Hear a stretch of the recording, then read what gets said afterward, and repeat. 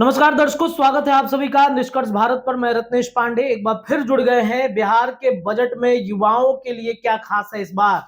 कई तरह की योजनाएं हैं, उन योजनाओं का लाभ कैसे आप उठा सकते हैं? सरकार ने कैसे आपके लिए रोजगार सृजन की व्यवस्था की है? क्या वित्तीय सहायता भी आपको मिलेगा? इस पर विशेष जानकारी हमारे सहयोगी निर्भय किशोर जी देने जा रहे हैं। निर्भय जी, बिहार के बेरोजगार युवाओं के लिए बजट में क्या खास मिला है इस बार? देखिए, तेजस्वी यादव लगभग रोजगार जो उनके कार्यकाल में जो रोजगार दिए गए उसे भुनाने में वो सफल हो गए। ये आपने भी देखा होगा, चाहे वो बेरोजगारी यात्रा रही हो उनकी, या फिर जिस तरीके से मतलब कह सकते हैं उन्होंने भुनाया जरूर कि हमने रोजगार दिया। अब वो एक बार विपक्ष में है और इसी मुद्दे पर वो चुनाव में उतर सकते हैं और उनका बड़ा एजेंडा भी हो सकता है। लेकिन सरकार का है कि सरकार रोजगार देगी, नौकरी देगी, इन सारे मुद्दे पर लगातार चर्चाएं हुई है। सरकार अपने स्तर से ना कभी ये कहती हुई दिखी है कि हम नौकरी देंगे ना रोजगार देंगे, लेकिन आज बजट में क्या कुछ रहा, क्या सरकार ने इस पर कुछ सोचा है? क्या कुछ जो बेरोजगारी बढ़ी है, बेरोजगारी दर बिहार में बढ़ती जा रही है, युवाओं का जो देश बनता जा रहा है उसमें बेरोजगारी पूरे देश में रही है, लेकिन अब बात अगर बिहार की कर रहे हैं कि बिहार में अगर बेरोजगारी है तो उसका समाधान क्या होगा? सबसे ज्यादा क्या शुरुआत से देखेंगे तो आज तक बिहार से ही पलायन सबसे ज्यादा होता है, लेकिन क्या आने वाले दिन भी हम पलायन के लिए ही जाने जाएंगे या हम रोजगार नौकरी के लिए भी जाने जाएंगे? ये सारे मुद्दे रहे हैं। देखिए, शिक्षा भी बहुत जरूरी है। सरकार ने शिक्षा पर जरूर अपने बजट को बढ़ाने की बात तो कही है, लेकिन उससे ज्यादा जरूरी है कि सिर्फ शिक्षित होना ही जरूरी है कि रोजगार भी जरूरी है। रोजगार होगा तभी हमारा जीवन बेहतर होगा, हमारे आगे आने वाली पीढ़ी बेहतर होगी। तो सरकार ने आज जो कुछ बातें कही है और जिस तरीके से हमने जो समझा है कि किस तरीके से बिहार में नौकरी की बात नहीं कही गई है, लेकिन सरकार अगर उद्योग को बढ़ावा देती है, सरकार अगर निवेशकों को बढ़ावा देती है, निवेश जब आएंगे बिहार में, फैक्ट्रियां बड़ी बड़ी खुलेंगी तो रोजगार निश्चित तौर पर बढ़ेगा। तो ऐसे में सरकार ने क्या कुछ कहा है आपको बताते हैं। और जो जिस तरीके से हम बात कह रहे हैं कि ये तय है कि आगे आने वाले दिनों में बेरोजगार युवाओं के लिए पिटारा खुला है, सरकार ने पिटारा जरूर खोल दिया है। देखिए, सबसे पहले सरकार कह रही है कि बिहार में औद्योगिक निवेश प्रोत्साहन नीति खोलेंगे। देखिए, यूपी में आपने देखा सिंगल विंडो सिस्टम की जब हम बात करने लगे, जब कोई निवेशक आएंगे तो उनको 50 जगह दौड़ने से बेहतर होगा कि आप एक जगह एक खिड़की पर जाइए, आपका सारा समाधान सरकार देगी। तो जाहिर सी बात है कि निवेशक बढ़ेंगे।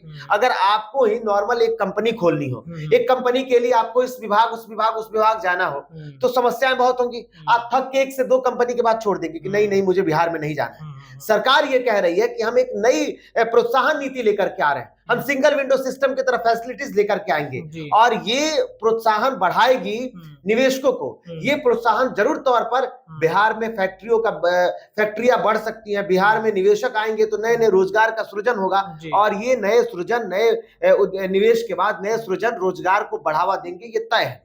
इसके अलावा देखिए, सरकार ने कहा कि बिहार बायोफ्यूल्स उत्पादन प्रोत्साहन नीति 2025 लेकर के आएगी। देखिए, बायोफ्यूल्स एक बहुत बड़ा ऊर्जा का स्रोत है।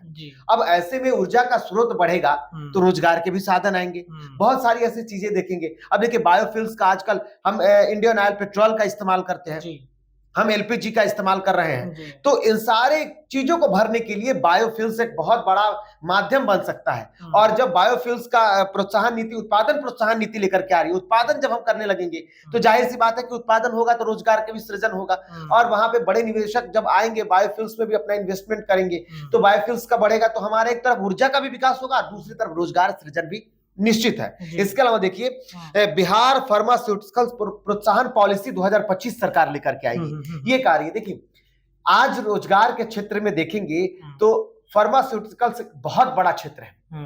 हम रोज दिन अस्पताल जिस तरीके से खुल रहे हैं, बीमार जिस तरीके से बढ़ रहे हैं, दवाइयों का हम रोज दिन इस्तेमाल कर रहे हैं। अब ऐसे में आप देखेंगे, नॉर्मल देखिए, एल्केम देखिए, अरिस्टो देखिए, किसी भी कंपनी का प्लांट बिहार में नहीं है।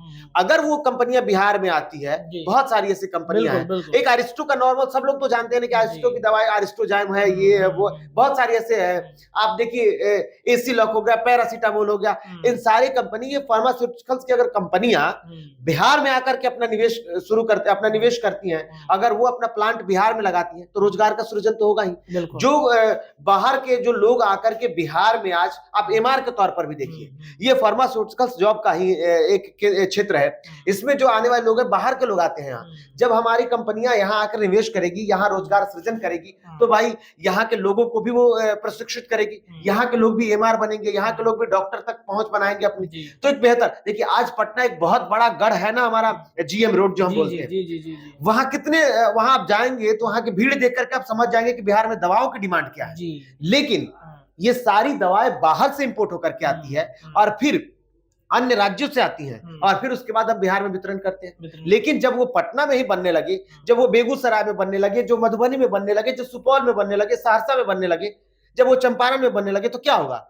ये दवाई यही की दवाई होंगी, तो सरकार को इससे एक तो कर मिलेगा और दूसरा रोजगार का सृजन होगा, क्षेत्रीय लोगों को रोजगार मिलेगा उस कंपनी में। इसके हाँ बिल्कुल। इसके अलावा देखिए प्लास्टिक विनिर्माण के लिए देखिए, हम नॉर्मल तौर पर देखिए कि स्टेशन पे जो प्लास्टिक की बोतल का इस्तेमाल करते हैं, वो तो या तो हमारे कचड़े में चले जाते हैं कहीं, लेकिन जब हम उसको रिसाइकल करने लगते हैं, जब रिसाइकल प्लांट बिहार में बनेगा तो ये रोजगार का सृजन तो करेगा ही। इसके अलावा देखिए उद्यमिता विकास संस्थान को भी अब सरकार ने कहा है कि सेंटर फॉर एक्सीलेंस के तौर पर उसको डेवलप करेंगे और फिर उसमें सभी वर्गों के लोगों को ट्रेनिंग दिया जाएगा।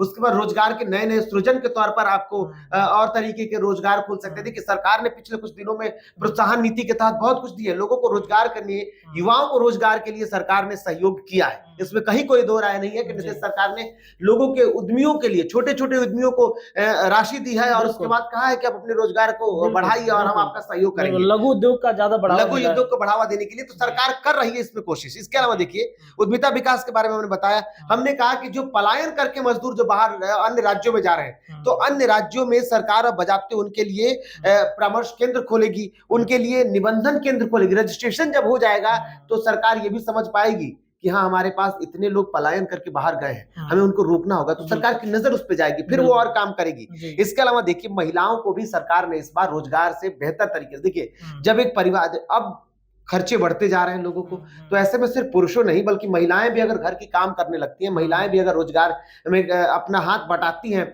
घर के आय को बढ़ाने में, तो बेहतर होगा। और सरकार ने महिलाओं के लिए बखूबी देखा आपने कि इससे पहले बिहार सरकार ने महिलाओं को आगे बढ़ाते हुए किस तरीके से बिहार पुलिस में सबसे ज्यादा नियुक्ति कर दी। अब सरकार चाहती है कि महिलाएं हर क्षेत्र में आगे आए। बीएसआरटीसी यानी कि Bihar road state transport corporation limited जो है, उसमें देखेंगे महिलाओं को 33% आरक्षण दिया जा रहा है। महिलाएं भी रोजगार में आगे बढ़ेंगी, उनको भी नौकरी मिलेंगी।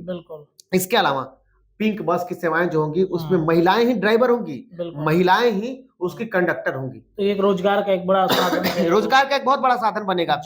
इसके अलावा देखिए वाहन परिचालन, शहरों में जो आप गाड़ियों को देखते हैं तो महिलाएं चलाती हुई दिखेंगी, महिलाओं को रोजगार मिलेगा। ये रोजगार का भी एक तो केंद्र बन सकता है। इसको अगर आप कहा जाए कि रोजगार नहीं है, जब महिलाएं आगे आएंगी तो उनको भी रोजगार मिलेगा, तो ये केंद्र तो बड़ा कह सकते हैं कि महिलाएं अब आगे आ रही हैं। तो उनको भी सरकार ने कहा है कि अगर आप वाहन चलाती हैं तो आपको ट्रेनिंग दिया जाएगा। ट्रेनिंग के साथ साथ अगर आप इंटरेस्टेड हैं, वाहन खरीदने जाती हैं, आप ई रिक्शा खरीदने जाती हैं, ऑटो खरीदने जाती हैं, तो सरकार ने कहा है कि आपको नगद अनुदान दिया जाएगा।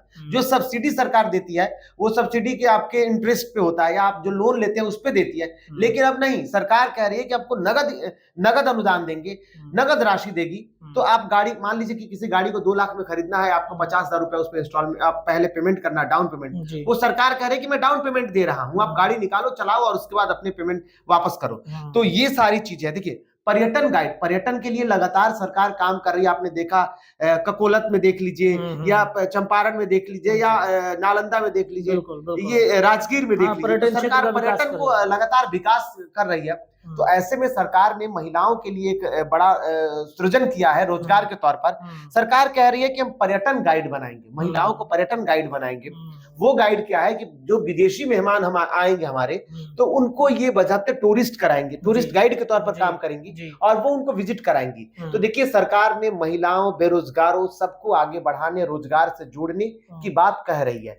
नौकरी भी जरूरी है, लेकिन रोजगार भी एक बहुत बड़ा केंद्र है, क्योंकि सरकार के देखिए नौकरी के भी सीमित दायरे हैं। हालांकि ये मैं नहीं कह रहा हूं कि नौकरी की जरूरत नहीं है, अभी बहुत ऐसे क्षेत्र हैं, आप शिक्षा क्षेत्र में देख लीजिए, रेलवे क्षेत्र में देख लीजिए, बहुत अस्पतालों में देख लीजिए, कई ऐसे जगह है, सरकारी क्षेत्र हैं जहां पे नौकरी की जरूरत है, वहां पे नियुक्ति की जरूरत है, लोगों की कमी के कारण हमें सुविधाएं नहीं मिल पा रही है, जी। वो जरूरी है। लेकिन साथ साथ सरकार ने अगर रोजगार के क्षेत्र में बेहतर कोशिश करने की बात कह रही है, अगर वो कई सारी नीतियों को ला करके निवेश को बढ़ाने की बात कह रही है, तो मुझे लगता है कि आने वाले दिन में बिहार में हमारे और आप जैसे बेरोजगारों के लिए एक बहुत बड़ा केंद्र बन सकता है, रोजगार का क्षेत्र बन सकता है। जी चलिए।